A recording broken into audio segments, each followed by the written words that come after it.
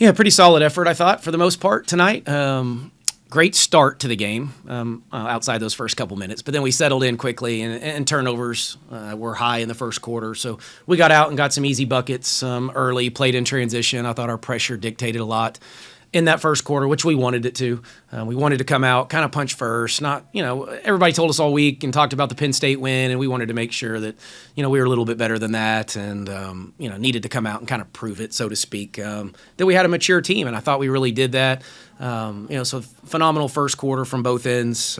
Second quarter wasn't great. Fouled a little too much. Ball stuck a little bit. We wanted to really move the basketball. We had a few goals that we wanted to meet today. Getting assists up was one of those, which we didn't do great in the second quarter, but still obviously had the big lead. And so we were able to work on a few things. We could back off the pressure a little bit in the second half just to, work on some half court defensively. Didn't do a great job on 22. That was the one individual that we did not do a great job and didn't adjust very well from that standpoint. But we wanted to see if we could get 5. I think the goal was 6 in double figures, which we met. JJ had a really good night, and just kind of trickled down to everybody else. So solid week, solid win. Now we're going to finals week, and we'll get a little bit better, but we'll rest up and then get better as the week goes on. Coach, I know you're only 9 games into your tenure here, but does JJ Quinterly still wow you at this point? Yeah, I think she'll do something, 1 or 2 things. Now we see it every day in practice too, so I don't want to. Some of the stuff we see, but not all of it. The kid she's electric. She's still the fastest kid from 0 to 100 that I've been around, and then also the ability to stop, on a dime.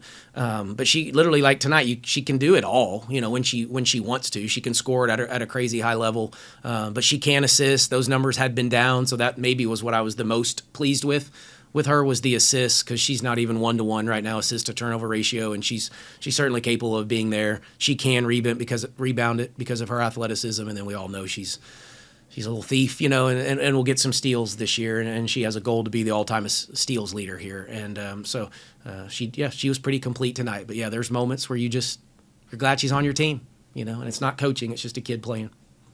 Was there anything behind putting her back in after she went down, kind of holding her ankle with the stats and the opportunity for her? Not much. It was really, we were trying to get Jordan out. That's what really went into it. And when they gave me the okay, we kind of just tried to make sure she was okay. I knew in the back of my mind a little bit of where she was, just statistically speaking. But I'll be honest, very rarely do I play to the statistics. There's much bigger goals in December than something completely individual. So it was going to be, I told her, you got 2 or 3 minutes and then you're going to come out regardless of what it looks like. So, so back of the mind, but never, I don't play for that, coach for that very often.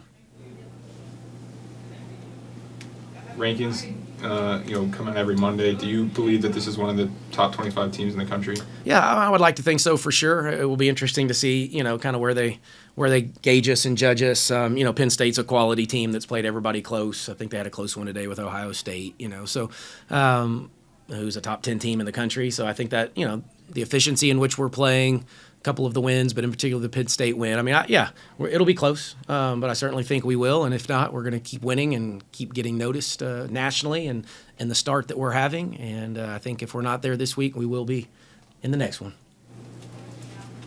After a performance like this, it's obviously really easy to look at all the positives and everything, but 9 games in, is there still room for growth on this team? Yeah, without a doubt. Yeah, we're nowhere near a polished product yet. And even after the Penn State, we went back and watched film and cut it all up and showed them the areas that we need to get better. But what I like is that we're competing and playing, and we play hard. The kids compete. We have good energy when we play. They enjoy playing the game, and so they play with the joy because of that. And that's the stuff that you got to make sure you're doing, and then that's covering up some of the mistakes. And we're going to make mistakes, and we're only 9 games into this, tenure. So the X and O pieces, it won't always be perfect, but at least compete, and let's fix it while we play hard, and hopefully fix it while we win, which is what we've been able to do. But still the rebounding and free throw percentage, and we over dribble at times and don't pass it like I want to, and we try to maybe go for some steals when we just don't need to do that. We need to sit down in the half court and guard. So there's plenty of things that we can continue to get better at. Is scoring from your bigs maybe one of those areas that, you got some of that today with Kylie, Tavi, Tears, and all of them really performing well? Yeah, no, 100%. That's something. Points in the paint is what we talk about. I think there's different ways to do that.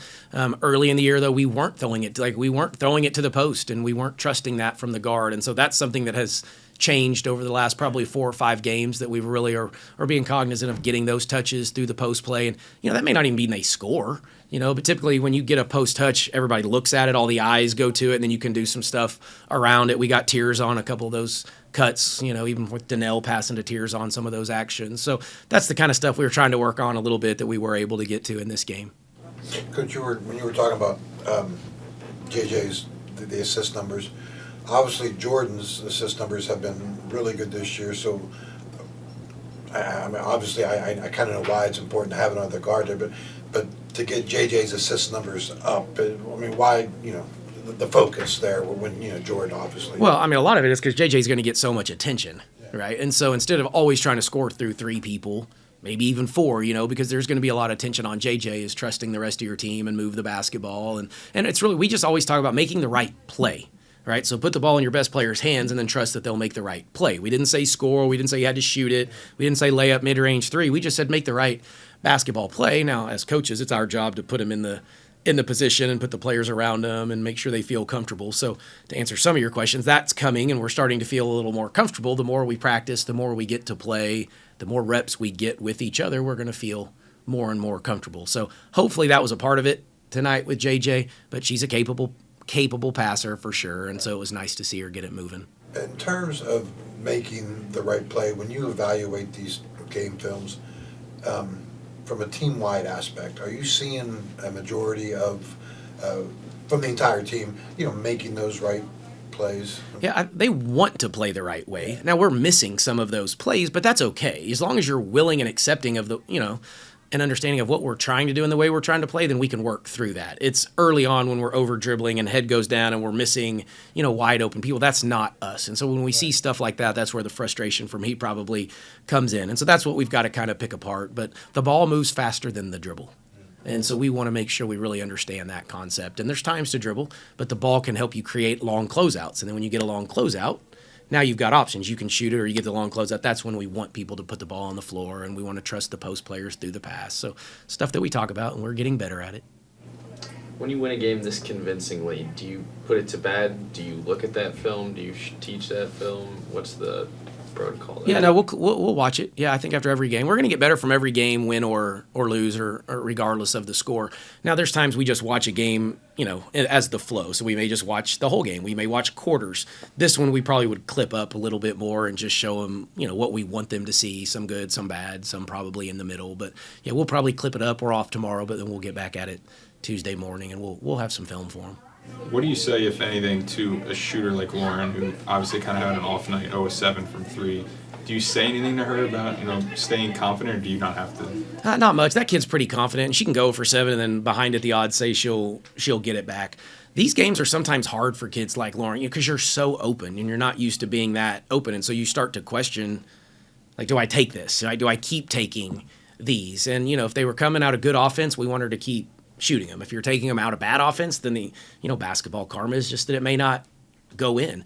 And then it's find other ways. So she got at least the one layup, got to the free throw line, got the and one. So it's find other ways to still help score. And so she might have settled for only one that I was like, I don't know if you needed that one. All the other ones I thought those were Lauren Field shots, and I want her to take those, and we expect her to take them. So then we can go get a rebound because we expect her to take it. Kylie had a season high 16 tonight. What can you say so far this season about her development, and what have you seen so far that you like? No, really happy for Kylie. She's worked really hard. She was in the gym late, even after practice yesterday, getting some shots up. So she's had to battle it. It hasn't been the perfect start for her that she was probably looking for. So credit her. I'm happy for her. We needed that. I thought it was coming. You just don't ever know when. I didn't think it would take 9 games for her to get that, that type of game. But we're going to need her. She's a big player. Been in this, been here. Scored 20 plus I think against Baylor a year ago. Like, she's had some big moments, and so we need her, and we need Kylie to be consistent. But she can score inside, she can score outside, and we really want her to do both. And I think that's the challenge, is find ways to score in the paint, but then certainly we don't want to take the ability to stretch a defense and shoot the 3 from her. So yeah, really happy that she found it tonight. The discussions, when you talk about top 25 stuff, not this week. Can you talk about that with the team at all, or is this just stuff that you mentioned to us? Yeah, we have not. Well, we briefly mentioned that we got a vote last week, but kind of more almost in a joking way, like, hey guys, you got one. We got a lot of other people to convince, I guess, but somebody put us 25th on their ballot. And then Penn State had gotten ranked too, so that was really more of what it was than anything else. Now, when it happened, we'll talk about it and have a brief moment to celebrate it, because you work really hard to get there. Now it's way harder once you get there. And I've been a part of some of those programs. Climbing the mountain's really difficult, but staying up there when you get there is extremely difficult. So we'll talk about it if or when it happens, and enjoy it briefly. But then after that, it's not something we talk about. Did you find out who the one came No, from? you don't know. Yeah, they should make that public. They always think we should know who people vote for, but no, you don't know. Okay. But we appreciate them. So whoever that is, thank you out there. Whoever that is, thank you. We appreciate the one. I don't know if there'd be an investigation or. Yeah, no, unfortunately not. With 2 non-conference games left, is there anything in particular you're looking for this team to tune up before they head to Kansas? Yeah, and I think there's quite a bit, to be honest. And it really depends on who you play. So what challenge, they'll each present different challenges for us. But some of that, what we've talked about, we've got to really focus and hone in on rebounding. That's just, we've known that. We're doing okay right now, but Big 12 play is going to be completely different. Still learning how to, play in the half court when we don't turn people over. Because that's going to come too when you play against Big 12 guards. We're not going to turn them over probably at the rate that we're turning some people over now. So, really those are the two that really probably stick out. Our turnovers get a little high. We may turn it over a little more than average just because of how fast we play, but we're getting a little careless with the ball, a little too much for my flavor at times. So, those 3 things, I guess, more than anything else. How do you prepare for Big 12 conference play whenever you have so many wins so far that are pretty one-sided? Obviously, this one today. But, Big 12 play, how do you try to prevent that, I guess, culture shock, that in that situation for when you get there? Well, Penn State helped with that, so we got that one out of the way, so that helps us. We've been through that one. I know Pitt's not having a crazy good year, but to go on the road in a rivalry-type game, like we got to sense it and feel it a little bit there. And we've had a couple games. I guess it was George Washington game down in Puerto Rico. It was just a close, tighter game, so we got to go through that, which I would assume, obviously in the Big 12, you're going to have tighter games. Fourth quarter, those last possessions are going to be important. And then the last one is you just try to replicate it or duplicate it in practice as best you can. But the male practice team kind of can help us with some size and speed and strength, so that's kind of it's kind of all you can do.